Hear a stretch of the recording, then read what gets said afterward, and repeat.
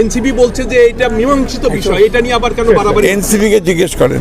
ঠাকুরগাঁয়ের জনগণ কাছে আমি ব্যক্তিগতভাবে ঋণী, কারণ বরাবরই তারা আমাকে সমর্থন দিয়েছেন এবং সেই সমর্থনের কারণেই আমি আজকে কাজ করার সুযোগ পেয়েছি। আপনারা সবাই, আমি অনুরোধ করবো ঠাকুরের জনগণের কাছে যে আপনারা এই সহযোগিতা অব্যাহত রাখবেন। স্থানীয় সরকার নির্বাচন যথাসময়ে হবে, এটা আমরা আগেও বলেছি, এবং গণতন্ত্রকে তার প্রাতিষ্ঠানিক রূপ দেওয়ার কাজগুলো করা হবে। আর কয়েকদিন হয়েছে, 17 তারিখে আমরা নিয়েছি, এখন তো আপনার অনেক বেটার।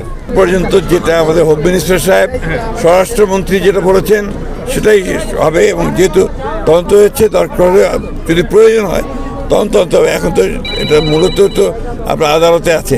এনসিপি বলছে যে এটা মীমাংসিত বিষয়, এটা নিয়ে আবার কেন বাড়াবাড়ি? এনসিপি কে জিজ্ঞেস করেন।